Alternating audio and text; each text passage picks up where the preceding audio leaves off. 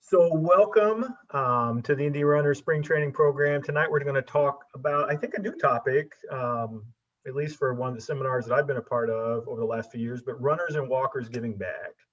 And so tonight I'm fortunate to, and we're all fortunate to have a couple of people who, one, give back a ton of their time, both career-wise and volunteer-wise.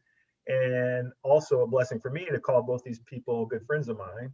They may say otherwise, but I call them friends. So first we have Hannah Bast, and Hannah is a program manager at Back on My Feet in Indianapolis. Before starting on the staff at Back on My Feet, in 2018, she was a volunteer, and she's also an accomplished runner. Both these people have a bunch of accomplishments, but I just picked one out that I know of. In Hannah's case, she just set a personal record at the Carmel Half Marathon this past weekend. So Hannah, thanks for joining us. Thank you. And then also have Angie Frazier. Angie is the director of Westfield Welcome for the city of Westfield. And she's been a volunteer with Girls on the Run Central Indiana since 2013, where she's served as a coach and as a board president. And she's also an accomplished runner. And as we were talking, as we first came on, who's currently focusing on not only an endurance run, but a 100-mile endurance run, her first 100. So she's just started training this week and was bemoaning that it's going as fast as she would like to be going. So welcome, Angie. Thank you. And the cool thing too, Angie also is very familiar with Back on My Feet, because when I joined Back on My Feet 7 years ago, Angie was in the role I'm in now with one of the teams as a team leader. So we've got a lot of people that can talk back and forth about both these organizations. So maybe just to get started, and Hannah, I'll start with you, and then Angie, I'll go to you, but each of you could just give a brief overview of your program for people that might not be familiar with Back on My Feet, and then I'll go to you, Angie, on Girls on the Run. Yeah, so Back on My Feet, we are a national nonprofit. We're in 14 cities across the United States. Our primary focus is working with people experiencing homelessness or who are in addiction recovery to help them gain employment and reach a place of independence. The running component of our program, we meet with our members 3 times a week to walk and run together with the idea of building positive community, building self-esteem, building healthy habits, because we know that all of those things are what help people be successful in other areas of their life, like finding and keeping a job once they find a job. So kind of a 2-prong approach. We want to help people reach real stability and independence, but also we want them to be integrated into a positive and a healthy community. Great. And I think in Indianapolis, right, there are, I know this because I'm a volunteer Back on My Feet, but several teams, right? Several different locations? We have 3 teams right now that meet. Wheeler Mission, Pathway to Recovery, and Progress House are our 3 facilities that we work with, and we have a team at each of those locations. Excellent. And we'll dive in a little bit more about those locations and some of the things they do as we go throughout the discussion. And Angie, Girls on the Run, and I got to admit, I know enough about Girls on the Run to be dangerous because I just looked it up on the website and I see different things posted by you and other friends of mine that are part of the organization. So I'm looking forward to hearing a little bit overview on that. Yeah, sure. So Girls on the Run is an international organization. We just recently got some teams up in Canada, so we're considered international now. Nice. Locally, this chapter started, Girls on the Run Central Indiana is what we're called now. We started out as Girls on the Run Hamilton County, and that was in 2010, and we have since grown into 11 counties. And so we just pretty much trying to take over Central Indiana instead of having multiple chapters. It's just a better way for us to help each other. But like I said, it's an international nonprofit. We inspire girls to be joyful, healthy, and confident. We use a fun, experience-based curriculum, which creatively integrates running. But as Lori, the executive director, will always hear me say, sometimes I wish the word run wasn't in the name of the organization, because we really don't want girls to be afraid to join if they can't run. It's really just using running as a tool to help them learn about the things that they're going to deal with in life, self-confidence issues, respect for themselves, respect for others. So we just try to keep them active. So when we start a team, I'm consistently reminding the girls, you do not have to be a runner. It's just like everything else in life. You just have to make sure whatever you do, you just try to move forward. You can walk, skip, jump, whatever you want to do, but it really is just the tool that helps us get through the curriculum, that helps them with things that they're going to deal with in life. Excellent. You know, I know tonight we're going to be talking about, runners and walkers giving back, but it made me think your overview there. How do girls find out that are participants? How do they find out about the program? Like, So how do they- typically our executive director will reach out to local schools in those counties that we now serve, and we'll reach out and talk to the principal. They will sometimes send us to the counselors, and that's how we get the word out. And then hopefully those schools that we reach out to wouldn't mind sharing with the parents through newsletters, or they'll let us come to an ice cream social at the beginning of the school. So we have a table there to just let the parents know what we are and what we're about.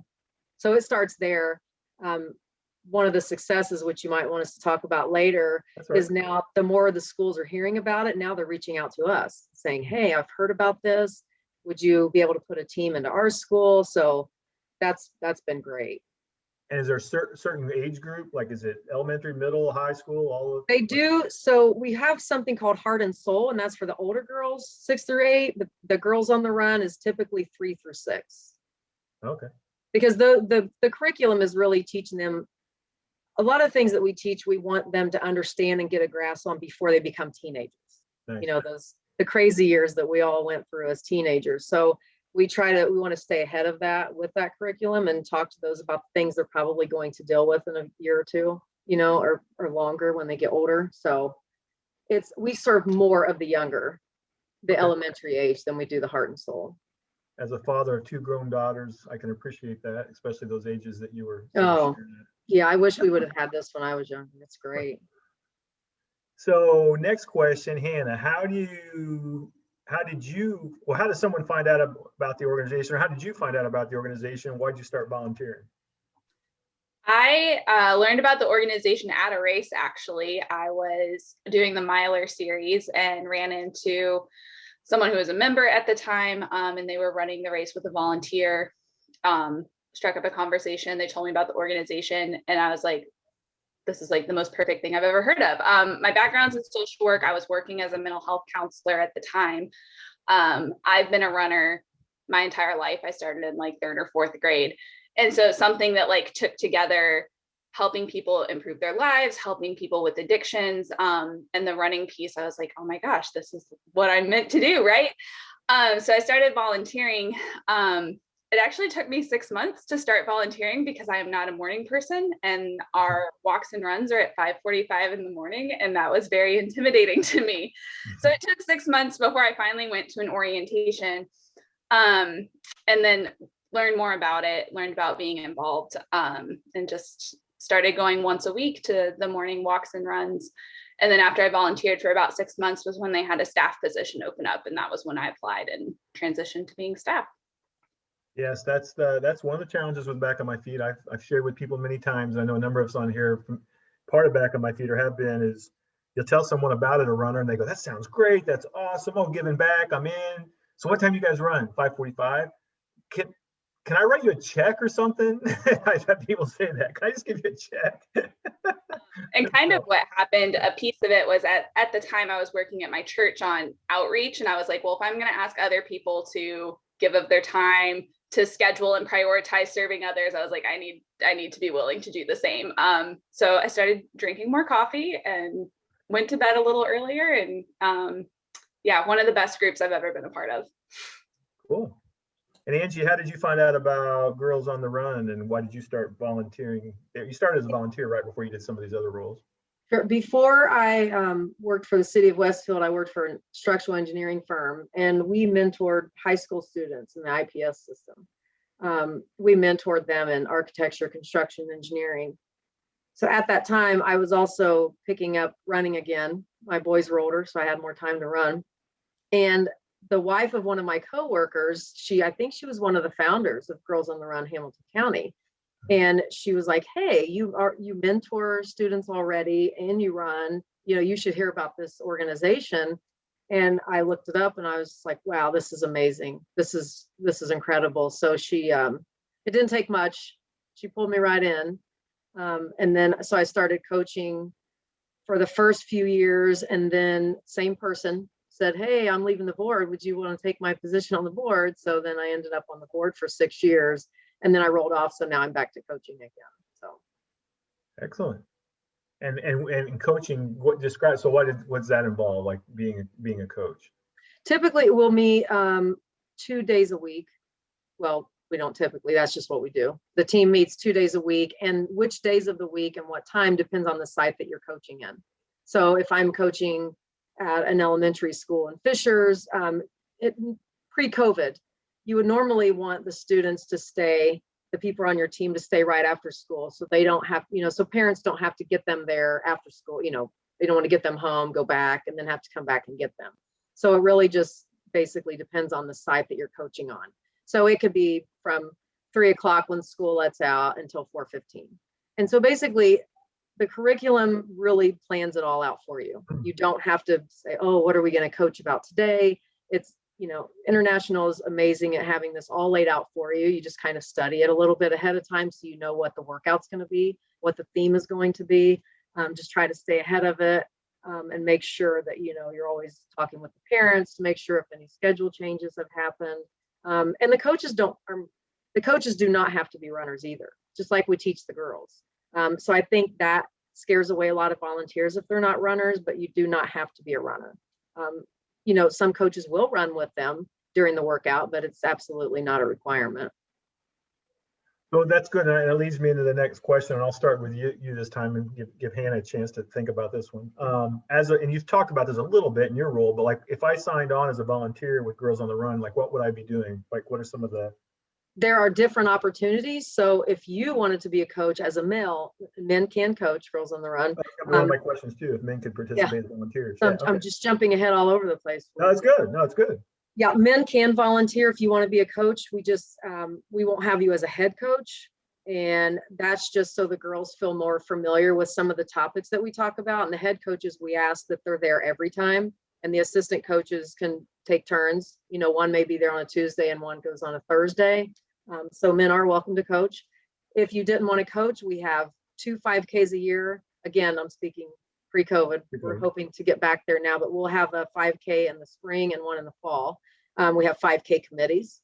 So you could be on that committee to help us with the 5K, because that truly is the end of season where all the teams come together. And now that we're in 11 counties, we don't just have Hamilton County 5K, we also have 5Ks in the other counties. So a huge help is needed there too. If you didn't want to be on the 5K committee, you could help the day of. We have water stop volunteers, just like you would see anywhere else. We have set up, tear down, anything like that. So there's a lot of opportunities there. No, that's good to know, especially, as I think of like the different running clubs, and I know you're covering a lot of ground, 11 counties, but there are different clubs, as you know well, because you're familiar with the running clubs, that be cool as an opportunity to maybe see people get involved to help out, putting on the 5K as an example. Oh, sure. Yeah. So Westville Running Club will come out and work the water stop. Typically the men will work the water stop, and then the women in our club will run the 5K. Oh, nice.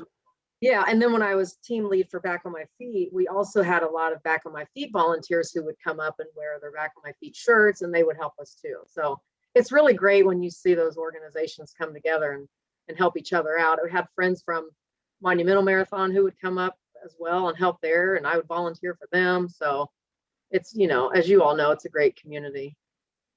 Awesome. And Hannah, what would I be doing, or not just me, what would someone be doing if they're volunteering Back on My Feet? And as I understand it, right, there's more opportunities than just running now. There are more, and I think that there's going to continue to be a few more throughout this year. So currently we have 2 main ways that people can volunteer. One is as a pacer, or our morning run volunteers, which is how Jim is involved with us. So each of those 3 locations where we meet, we have volunteers come to those morning runs as well. We say runs, but we have all speeds, all paces. Some people walk, some people will walk a block, run a block, and then some people are runners. So we try to make sure we have volunteers in each of those groups as well. So when you come to a morning run or walk as a volunteer, your main job is just to be there to socialize, talk to people, make them feel welcome, give them conversation. For some people, it might be challenging them, like, hey, you've been walking the last couple of weeks. Why don't we try today, run a block, walk a block, and see how it goes. But pretty much you're there just to be a positive support and create that environment for our members. For anybody who's been in Back on My Feet, when they are an alumni and they're reflecting on the program, they talk about the volunteers and they talk about people who were involved in those morning walks and runs and how significant those relationships are to them. So it's a really cool way to be involved. We ask that you come about once a week. You can pick which morning works for you. You can pick which team is most convenient for you. They're all pretty close to downtown. Once again, it's a little different with COVID. Pre-COVID, we would have social events about once a month where we would do a cookout. We might go to a baseball game, and volunteers were always invited to come to those things as well. Once again, to just help build that positive community. So the new way that people can be involved with Back on My Feet is as a career coach. Like I mentioned at the beginning, we have an emphasis on helping people find employment. Career coaches support that. So you're given curriculum to walk through with a member, but you help them with writing a resume, doing online job applications, practicing interview questions, all of those kinds of things, so that when they're ready to start a job, they have all the right pieces in place to hopefully get a quality job, get one that fits their skills and that they can stay with for a while. The career coaching role, the commitment is 1 to 2 hours a week, depending on your member. You can choose to do more than that if you want to work with multiple members. But 1 to 2 days a week, it's a lot more flexible timing wise, because you and the member that you're working with pick the day and time that works for you. So you can do weekends or evenings. If you're not a morning person, that might be a good option for a way to be involved. But yeah, so that's our newest one that we're rolling, and we've had really good feedback so far from people who have been involved that way. Yeah, and I can say as someone who's working with one of those teams, I continue to hear feedback from the Pathways guys on different people that are helping them, right? So Mark Seitz, I can mention his name on it. Like Antonio's like, Mark is like the best guy ever. Like he helped me with my resume and got me the second interview. And it's and there's others too that I know we have a couple of people that are running and volunteering to be mentors, which is awesome, or coaches. Yep, so that's really cool. If you want. Yeah. Nice. Well, and Jeff, if you've got any questions, or Trina, feel free to. It looks like Jeff's got one. Go ahead. I wanted to piggyback on something, Jim, that you just said, and I think probably both of you can probably have many of these things to share. I was looking at each of the websites for each of your organizations, and on the home pages you can find stories of what people are saying, how these programs impacted them. Is there a story that each of you could relate, something personal about, okay, here's how this impacted a person, and it was something that just made you feel good about what you do? Hannah, do you want to start, or? I can start, yeah. So kind of a common theme that we hear for a lot of people who've experienced homelessness or who have substance use disorders and are in recovery, they're very disconnected from family, they're disconnected from friends, so they feel very isolated a lot of times. Not everyone, but a lot of the members who come into our program. So one person in particular that I ran with and walked with when I was a volunteer, he said coming into that morning circle the first time he came to Back on My Feet, he didn't believe that anybody there cared about him. He thought people were selfish. He felt very unlovable just because of his past. And he said it took like a week or two, but he's like, people kept telling me good morning. They kept telling me they were happy to see me. They kept talking to me. And then he started to believe like these people do actually care about me. And then once he felt like other people cared about him, he was able to care about himself. So that person in particular was a veteran. He chose to go back to school. He earned an associate's degree.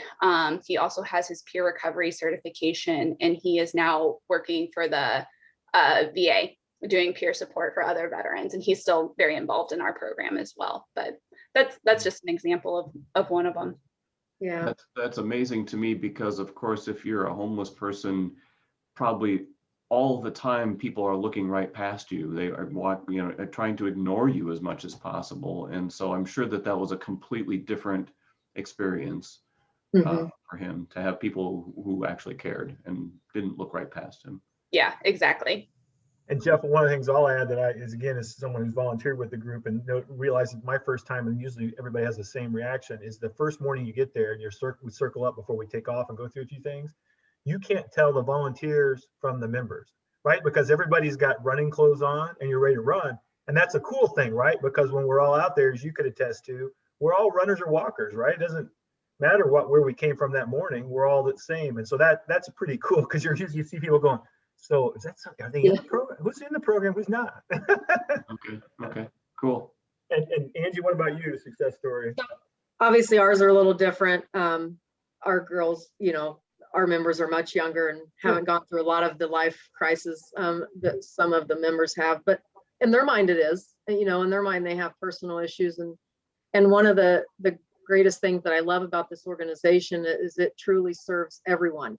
It doesn't matter if you have money, it doesn't matter your race. Every single girl at some point in her life deals with certain type of situations.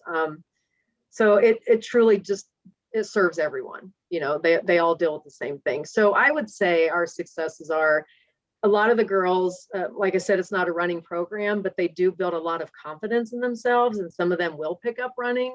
And then you hear back that like, hey, my track coach, wants me to start running with them. And it's something they never dreamed they would ever do. I mean, sometimes they start day one and they're like, oh, running, how many laps do I have to do? So those are great success stories, I think, as far as physical abilities. They build confidence in themselves by going through the curriculum, and then they start going faster and faster. And we'll try to, we'll watch the girls for a couple weeks to get to know their personalities. So we'll take the shy girls with someone who's confident, and we kind of blend them together. And we're constantly reminding them to pat each other on the back, do things like that. And so my favorite successes is by midway through the season or by the end, when you just can watch across the field and you see them supporting each other. It's just like, it just melts your heart. It's just like, oh, this is the sweetest thing ever, because some of these girls may have never even talked to each other in school if it wasn't for this, Yeah. And so they do recognize their differences in each other. And I think they start to respect each other in just different ways. So a little bit different scale than the adults, but it's amazing to watch them grow with each other just in one season. Thank you.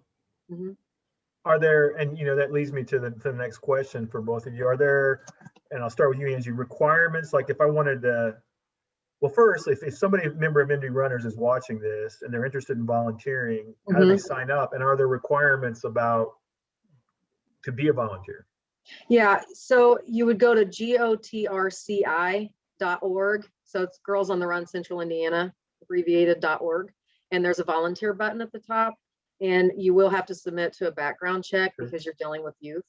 But basically that's it. You will have to fill out a form. If you're going to be a coach, we do have coaches training. So that would be something you would need to do. Obviously now it's online. We used to do coaches training in person, which was a great team builder, because we kind of put all the coaches in the same room and kind of put them through a mock curriculum, a lesson plan, so that they can understand how the girls are receiving the information. So we kind of missed that, but I feel like probably going to get back to that soon, within a year, hopefully. But yeah, just coaches training and a background check. And the background check is every year.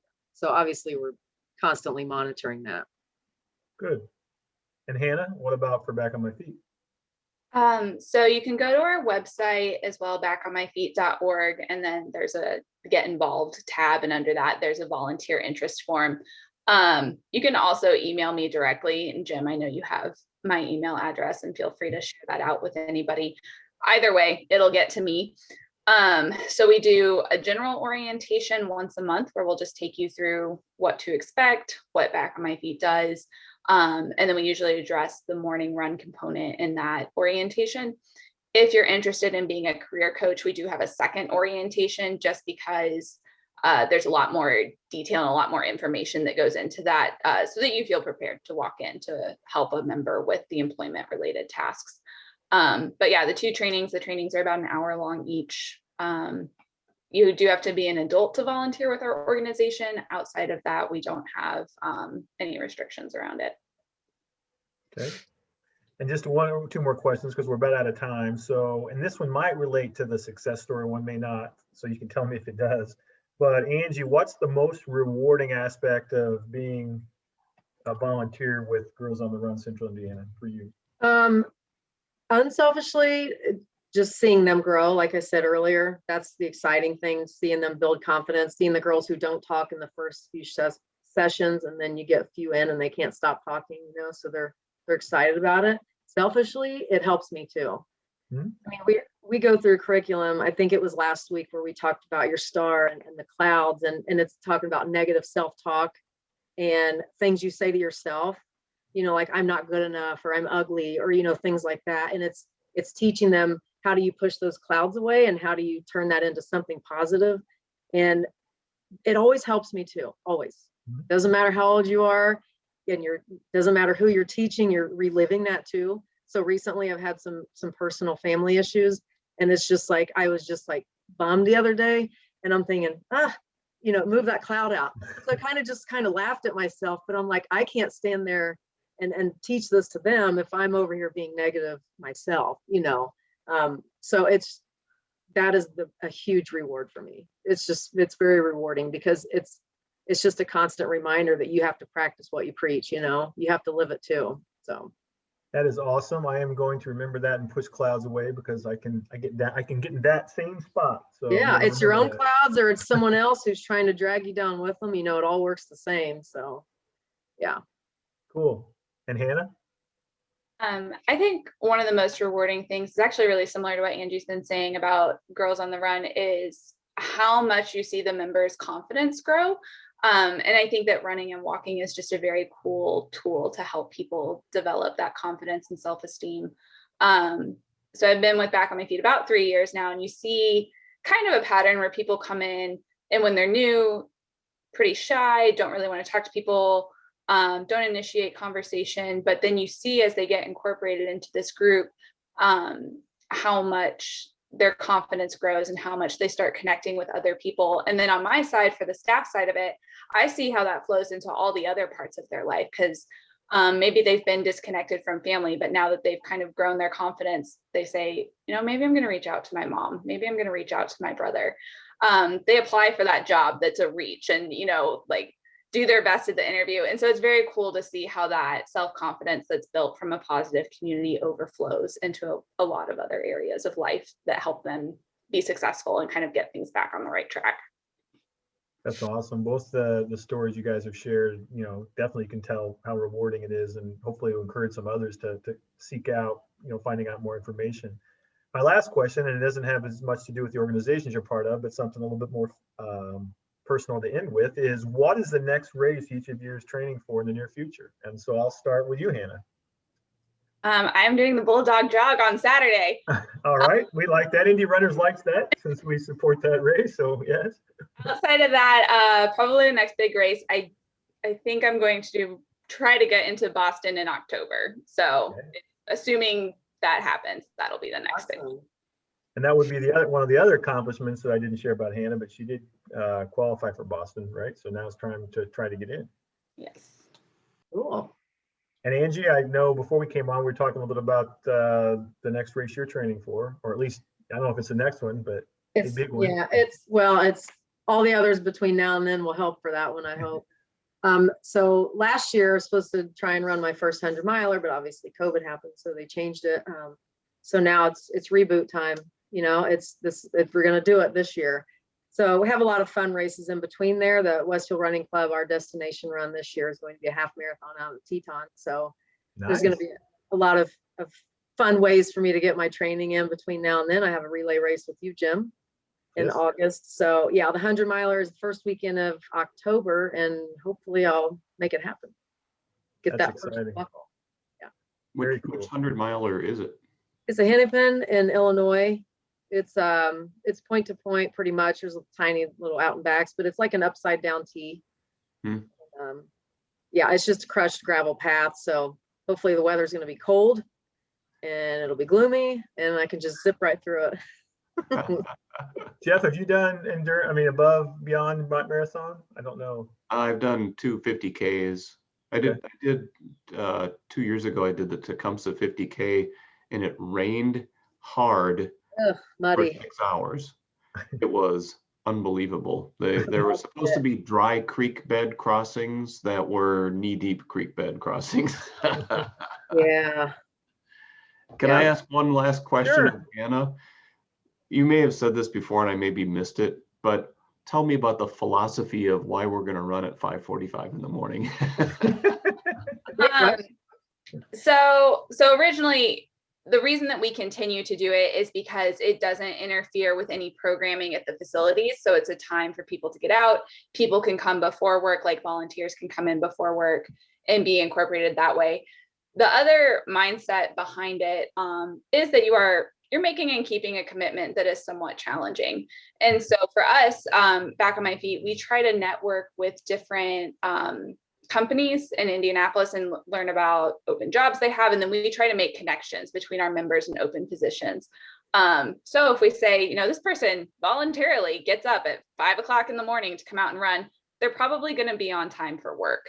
So it helps build the healthy habits. And then also it, gives you some credibility or some practice with being on time and keeping commitments that can translate to employment. Yeah, I think that makes a lot of sense. But it is. Jeff, one of the things we were doing pre-COVID, Jeff, was also once a month having an evening run, like especially in the summer months. For some people, one, it's a little bit more fun, right? See people during the daytime and, and maybe have a little social afterwards. And then two, for those who struggle to get there in the mornings, volunteers, it gave them an opportunity. I've got a few friends I know that would come just to those because they could make it after work. But my wife asked me, my wife continually says, why do you always do it at 5:45 in the morning? And it's for all those reasons Hannah just gave. Yeah, that's super cool. I think it makes a lot of sense. It's kind of nice at 5:45 in the morning, I will say. Even not being a morning person, I do kind of enjoy the quiet in the morning. Oh, I actually missed it after I had to leave the organization because it's completely sets the tone for your whole day. Mm-hmm. I mean, it is hard taking that first step out of bed, but once you get there, you run, you see how excited everyone is, and it just like the rest of your day is so positive. So it was amazing. Cool. Well, Hannah and Angie, thank you both for your time and all you do to give back to the community. And I know the folks here appreciate it. We'll share this out in the recording and, hopefully have some people that will reach out to either you guys or to us. And if they reach out to us, we'll hook them up with you guys. But thanks for your time this evening. Yeah. Thank you for having us. Appreciate it. And I'm going to stop the recording.